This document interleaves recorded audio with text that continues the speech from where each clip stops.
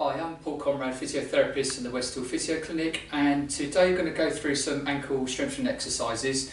And this video has kind of been prompted because lately we've had quite a few patients who've come in or through the clinic who've had an ankle sprain. So traditionally that's where you kind of roll your ankle. That's either not really getting any better, or it continues to give them some problems, or indeed that they may have had several more episodes where the ankle's given way on them. So today we're going to go through some exercises that we would typically give these type of patients just to help rehab, strengthen the ankle and get things going again. So I'm just going to go through my list, and the first one that we would get patients to do is some weight bearing exercises combined with some balance. It's worth mentioning at this point that if you've got an acute ankle injury, it's important to get that medically checked out if you need to. If you're struggling to weight bear on it, it's very swollen, very bruised, definitely go to your local accident emergency centre, and they may warrant an x-ray just to check you haven't broken anything.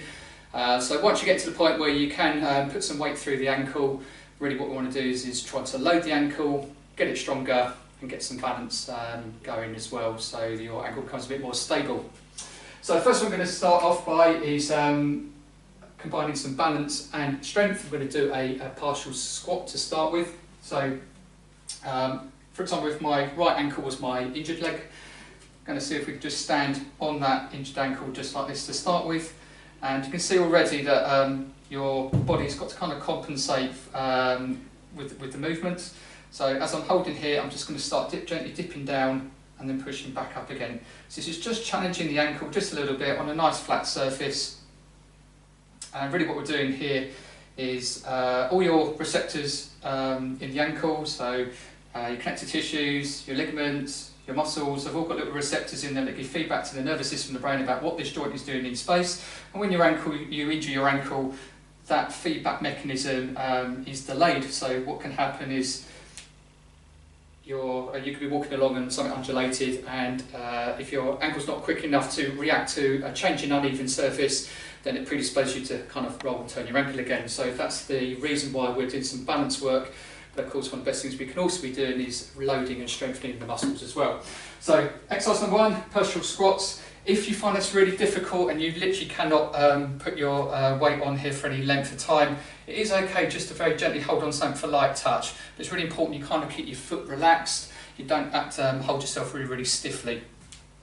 Exercise number two is some calf raises. So that starts to work the calf muscle at the back of the leg, and we get someone to stand on the bottom step of their stairs. So just the toes on the edge of the step, have something to hold on to, and then we're going to get you to stand up onto your tiptoes and then slowly lower back down again, just until your heel reaches past the level of the step, and then we're going to be pushing back up again.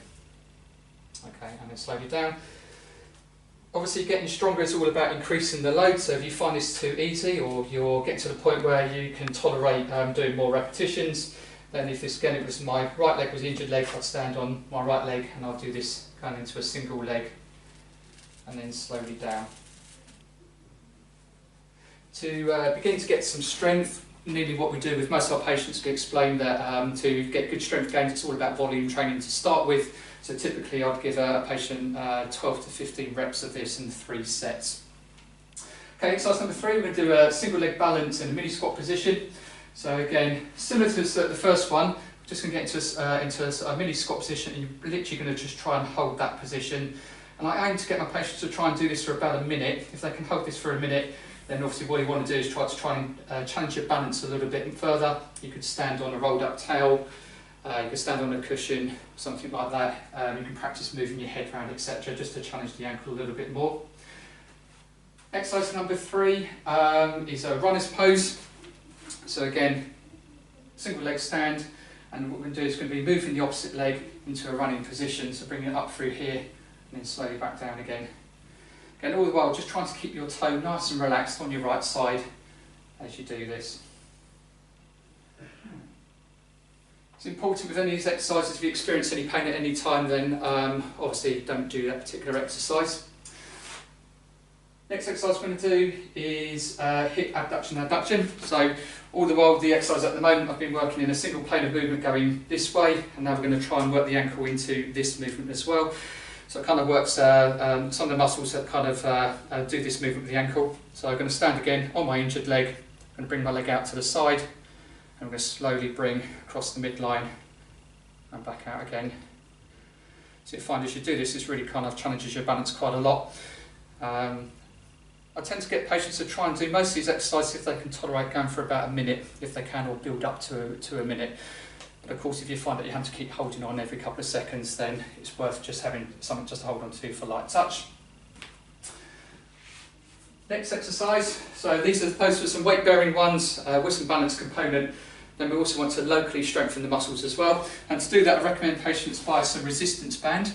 So I've got some set up down here. So again, pretending that my right ankle is my injured one.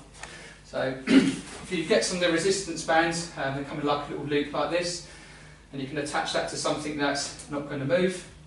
Sometimes I get patients just to loop it around both ankles at the same time. But for the purpose of today, so you can see on camera what I'm doing, I've just attached this around our treatment couch here. So we're going to move the foot out to the side. It's important we try and stabilise the leg, so we're actually only going to be moving from the ankle, not actually from the hip joint here. And pop that band just around my ankle there. Okay, so keeping your foot slightly pointed forwards, you can see that the resistance of the band at the moment is turning my foot inwards. So now I'm going to try and turn my foot outwards against the resistance of the band. What I'm actually doing here is I'm actually using my other leg just to put on the inside of my thigh here, and that really stops me kind of moving my, my hip too much. So it really just localises the ankle. So as I'm doing this, I'm actually working the peronei muscles down the outside of my ankle here. Okay, now again, going for volume, so I tend to tell my patients just to keep working it nice and slowly, just until they start to experience some fatigue in the muscles. And once you feel some fatigue, try and go for about 3 sets of that. So again, it's just a really nice exercise you can just do in the evening. You can just sit yourself down if you've got the TV or something on, and you can just work through there if you need to. Okay. We also want to work the muscles on the inside, so the tibialis posterior muscles and some of the flexors down on the inside there to support the arch of the foot. So you need to move your ankle the opposite way. So again, just for the purpose of the camera, I've set a band up this side. Okay, same idea. Keep my foot slightly down. This time the band is trying to pull my foot outwards, so now I'm going to try and turn the band inwards. Just like that. So as I'm doing this, you'll feel the muscles working on the inside of the thigh here. Again, once again, going to fatigue, so once you feel the muscles starting to get tired, just go for 3 sets of that. Okay. And then one final one, pull your foot out to the side. Sorry, cut the band directly perpendicular to the foot. So the foot's pointing down, and then you can pull your foot up against the resistance of the band. Again, that works the muscles at the front of the shin bone there. So we're hitting the muscles from the front, from the side, on the inside, bringing in some balance component to your exercises as well, which makes the balance reaction time better. And then what I've put down as a final point is also some range of movement as well. So most of you, if you've experienced an ankle sprain in the past, you'll notice a bit of stiffness in the ankle or reduced movement in the ankle as well. And quite typically, patients tend to lose a little bit of dorsiflexion in the ankle, which is this movement here, so if you're pulling your foot up towards your head. So typically if you're walking down the stairs or something like that, you might notice some stiffness with that. So just a very simple exercise, you can do it in different ways, but if you kind of put your foot against a wall, and then you'll be trying to push your foot, so trying to push your knee towards the wall, that'll be working the ankle into this dorsiflexion movement. You can mix up between trying to sort of sustain the movement for a few seconds, or you can kind of just oscillate into it. Alternatively, get yourself into a lunge position and try and lunge over onto it.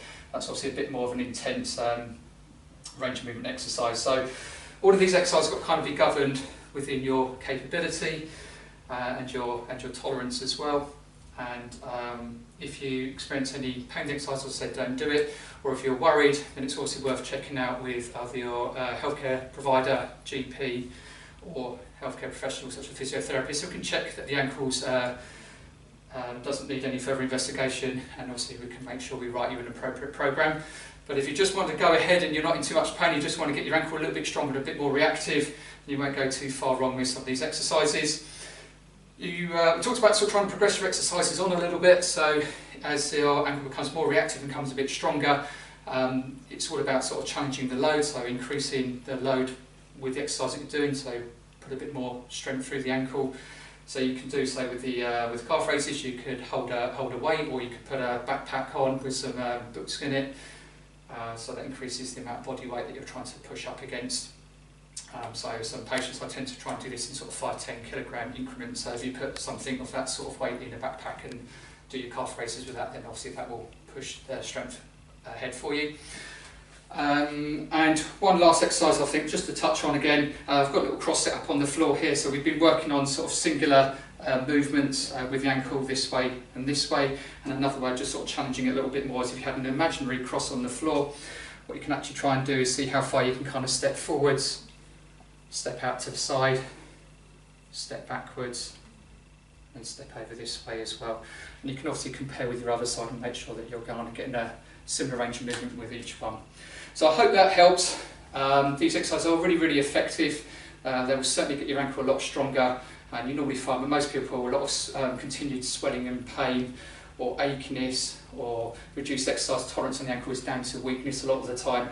So get it a bit stronger, that will improve your function, and also it will reduce your injury risk of doing a subsequent ankle sprain. So I hope you found that helpful. Do check out our YouTube channel, which is Injury Fix for free, and our website www.westhillphysio.co.uk. Thanks for checking in, don't forget to share, and hopefully we'll see you in the next video.